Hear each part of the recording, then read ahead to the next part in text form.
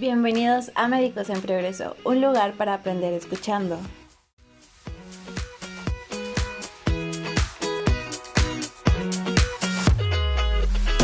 Hola, esperamos que se encuentren muy bien desde donde nos estén escuchando. Mi nombre es Montse y hoy les traigo un nuevo episodio de Médicos en Progreso. Antes de empezar, queremos recordarles que el objetivo de esta emisión es presentarles información relevante para el desarrollo educativo de nuestros colegas y oyentes. Pero bueno, empecemos con el tema del día de hoy, que será tercera semana del desarrollo embrionario. Y como ya habíamos escuchado en el episodio anterior, lo que pasa en la segunda semana es muy interesante, pero la semana 3 representa algo sumamente crucial y ustedes se preguntarán por qué. Bueno, la semana 3 es un periodo de rápido desarrollo que, fíjense, curiosamente coincide con el primer periodo menstrual perdido.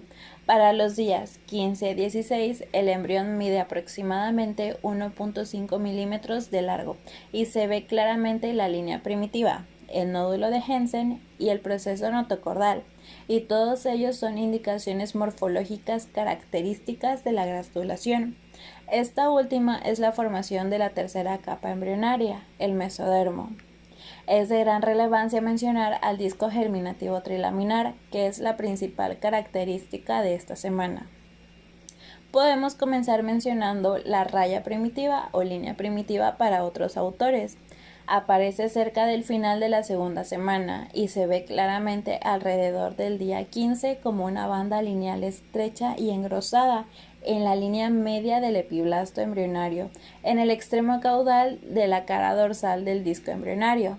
Su apariencia permite la identificación de ejes embrionarios, extremos craneales y caudales, superficie superior e inferior y lados del embrión. A medida que la raya se alarga por la adición de células en su extremo caudal, su extremo craneal se engrosa para formar el nodo o nódulo primitivo de Hensen. Simultáneamente se desarrolla un surco primitivo estrecho que continúa en una depresión en el nudo llamado hoyo primitivo. Alrededor del día 16, las células del epiblasto migran medialmente hacia la línea, ingresan al surco primitivo, luego abandonan la capa basal del surco y migran lateralmente entre el ectodermo embrionario y el endodermo para organizarse en una capa, el mesodermo intraembrionario. Estas células migran desde el mesodermo intraembrionario para convertirse en células mesenquimales y formar la mesénquima, que tiene una variedad de diferenciaciones.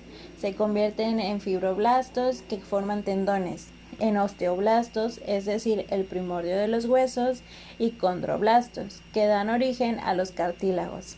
También es importante mencionar que el mesénquima funciona como un tejido de sostén. Dato importante, la capa del epiblasto se denomina ectodermo embrionario, segunda capa germinal, después de que la línea comienza a formar células destinadas a convertirse en mesodermo.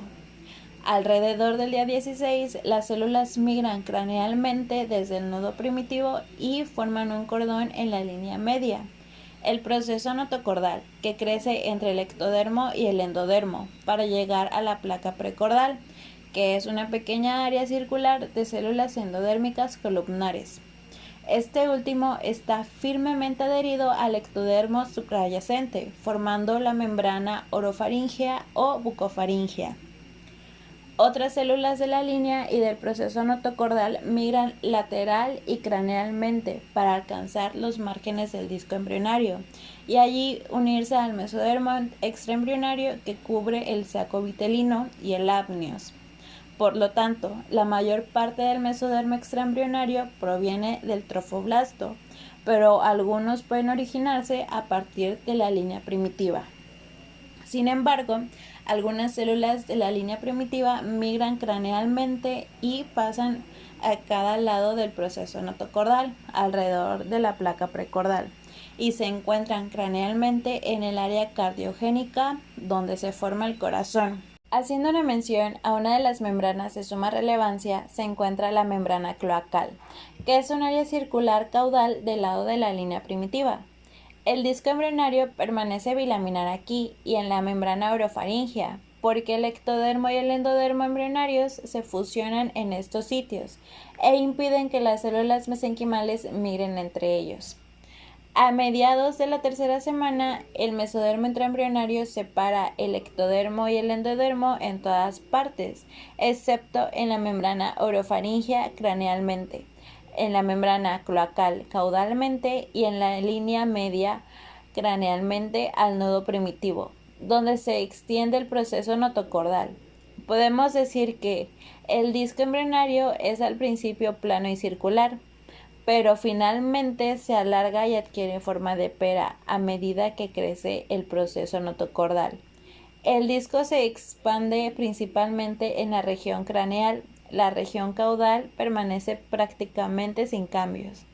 El crecimiento y elongación de los discos son causados por la migración continua de células desde la línea primitiva.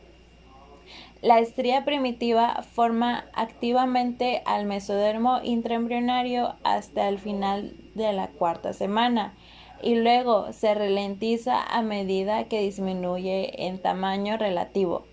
Por lo general sufre una degeneración y desaparece, pero en algunos casos puede persistir y dar lugar a un teratoma, el cual veremos más adelante. Como siguiente estructura tenemos el tubo neural, alantoides y notocorda. El desarrollo de la notocorda en el ser humano marca el inicio de la organización. Esta notocorda consiste en una varilla celular que se desarrolla a partir del proceso precordal y forma el primer eje longitudinal de la línea media, alrededor de la cual se organizan los cuerpos vertebrales, y es la base del esqueleto axial. Más tarde retrocederá. Para el día 12 o 13, la notocorda es visible a lo largo del embrión y alrededor de ella hay capas de concentraciones de células que representan los primordios de los futuros cuerpos vertebrales. Hablaremos de las etapas, iniciando por el proceso notocordal, que surge alrededor del día 17, donde existe una relación estrecha entre el piso del proceso notocordal y la función del endodermo subyacente, que da como resultado una medida de crecimiento adecuada. Etapa precordal.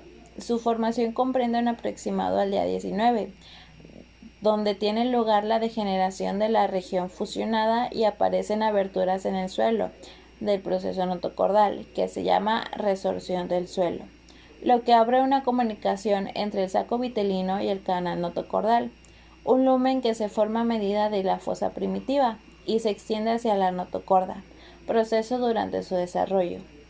Las aberturas se vuelven confluentes y el piso del canal notocordal se desaparece. Un pequeño pasaje surge llamado el canal neuroentérico, que conecta temporalmente el saco vitelino o vesícula umbilical con la cavidad amniótica. Etapa de la notocorda. Alrededor del día 18, el proceso de la notocorda permanece y forma una placa ranurada y aplanada, la placa notocordal, que comenzando en su extremo craneal se pliega para formar la notocorda. El endodermo embrionario nuevamente forma una capa continua debajo de la notocorda. Esta última es, por lo tanto, el esqueleto primario del embrión de 3 capas. Desarrollo del tubo neural. Neurulación. El ectodermo embrionario sobre la notocorda en desarrollo se espesa para formar una placa neural alrededor del día 18, que aparentemente es producida por la notocorda en desarrollo, y el mesodermo paraxial a cada lado. La placa aparece primero craneal al nodo primitivo y dorsal al proceso notocordal con el mesodermo adyacente. Con el alargamiento del proceso notocordal, la placa neural se ensancha y se extiende cranealmente hacia la membrana orofaríngea.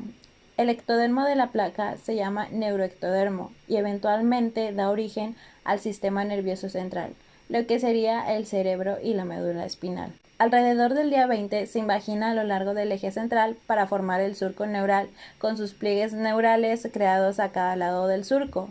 Al final de la semana 3, los pliegues neurales se juntan, se fusionan y se convierten en la placa neural del tubo neural. El cierre comienza en la mitad del embrión y progresa hacia los extremos cefálico y caudal, comenzando el día 21. El cierre del surco neural es más rápido hacia el extremo cefálico, que sería el anterior, que hacia el extremo caudal, que es el posterior. El neuroporo anterior o craneal se cierra en la semana 4, día 26, mientras que el neuroporo posterior o caudal se cierra cerca del día 28. Las células neuroectodérmicas en el borde lateral de la placa neural no forman parte del tubo, sino que forman una cresta neural sobre el tubo neural y dan origen a las células de la cresta neural. La alantoides aparece el día 16 como una pequeña evaginación o divertículo en forma de dedo de la pared caudal del saco vitelino. Permanece pequeño en el embrión humano, participa en la formación temprana de sangre y está relacionado con el desarrollo de la vejiga urinaria. El mesodermo intraembrionario. A medida que se forma la notocorda y el tubo neural, el mesodermo intraembrionario de cada lado forma columnas longitudinales. El mesodermo paraxial, cada una de las cuales se continúa lateralmente con el mesodermo intermedio, y este último se adelgaza gradualmente más lateralmente hacia el mesodermo lateral. Para las siguientes estructuras tenemos la formación del mesodermo paraxial y del somito. El desarrollo del somita comienza alrededor del día 20 y es el resultado de la segmentación del mesodermo paraxial. Entonces, podemos decir que el mesodermo paraxial se engruesa y se fragmenta metaméricamente dividiéndose en cuerpos cuboides emparejados, llamados somitas, que dan lugar a la mayor parte del esqueleto axial y la musculatura asociada, así como la gran parte de la dermis de la piel. El primer par de somitas se desarrolla caudalmente al extremo craneal de la notocorda, que sería la futura área occipital, y los pares subsiguientes se forman en una secuencia craneocaudal después de la aparición de los primeros somitas. Alrededor de 38 pares de somitas se forman durante los días 20-30, en el llamado periodo de somitas. Eventualmente se desarrollan alrededor de 42-44 pares de somitas al final de la semana 5. Los somitas forman elevaciones superficiales distintas y tienen forma triangular cuando se ven en una sección transversal. Cada somita desarrolla una cavidad en forma de hendidura, el miocele, que finalmente se ocluye. Los somitas dan origen al esclerotomo, cuyas células se condensan alrededor de la notocorda y dan lugar a los primordios vertebrales, y al miotoma, que da origen a los músculos vertebrales. El miotoma con la somatopleura dan origen a los músculos de las extremidades y la pared lateral anterior del cuerpo. Muy bien, ahora daré una explicación del mesodermo de placa intermedia y lateral. El mesodermo intermedio da lugar al cordón nefrogénico, del que se origina el aparato excretor. Esta agregación de células mesodérmicas sufre una segmentación metaméricamente paralela a los somitas y forma nefrótomos. Sin embargo, la segmentación nunca se completa y nunca alcanza el extremo caudal, que sería el extremo del cordón nefrogénico. El mesodermo de la placa lateral se divide en dos capas: la esplagmopleura intraembrionaria, que da origen a las capas muscular y de tejido conjuntivo del tronco, recubriendo el entodermo, y continúa la esplagmopleura extraembrionaria. La somatopleura intraembrionaria o capa externa, que recubre el ectodermo y ayuda a formar las paredes lateral y ventral del tronco. Al final de la tercera semana, las células mesodérmicas en el núcleo de las vellosidades se diferencian en las células sanguíneas y vasos sanguíneos pequeños, formando el sistema capilar velloso y, por lo tanto, crean las vellosidades terciarias. En la semana 4, las vellosidades terciarias se ven en toda la superficie del corión.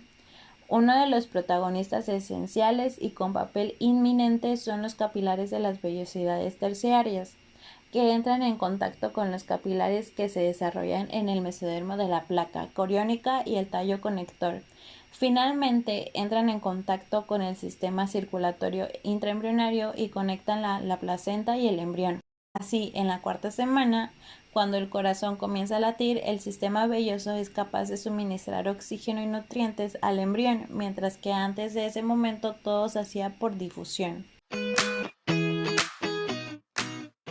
Al inicio les mencioné que los restos de la línea primitiva pueden formar un teratoma, y este tiene el nombre de teratoma sacrococcígeo, el cual puede ser benigno o maligno, y contiene tejidos derivados de las tres capas germinativas en sus diferentes fases. Este tumor es el más frecuente de los recién nacidos. Chequen esto, al menos 1 de cada 35,000 bebés nacen afectados y el 80% son de sexo femenino. Se puede diagnosticar en una ecografía y se extirpa quirúrgicamente. La gran mayoría de las veces tiene un buen pronóstico, pero pudiera causar obstrucción intestinal o urinaria. Es sorprendente la formación de nuestro propio organismo y cómo desde pequeñas células podemos alcanzar tamaños impresionantes. Y pues bueno, hemos llegado al final. Para mí ha sido todo un placer compartirles en este espacio un poco de información relevante. Quiero dar un agradecimiento a mis compañeros de equipo por hacer posible esto y sobre todo gracias a ustedes por escucharnos. Hasta pronto. No se olvide, nosotros somos Médicos en Progreso, un lugar para aprender escuchando.